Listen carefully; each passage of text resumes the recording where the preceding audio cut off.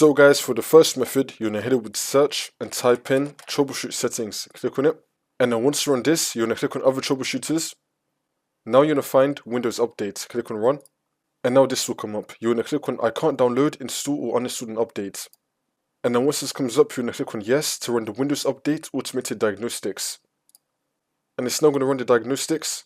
Wait for this to load. See if that works for you. If that's still not working, then for the second method, you're going to head it with search and type in CMD. Now you want to run it as administrator. And then click on yes. And then once you run this, you're going to type in sfc /scan now and then click on enter.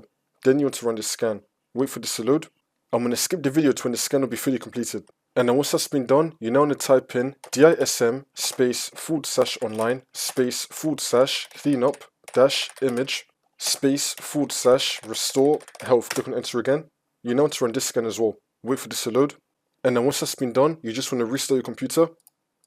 And then the problem should be fixed.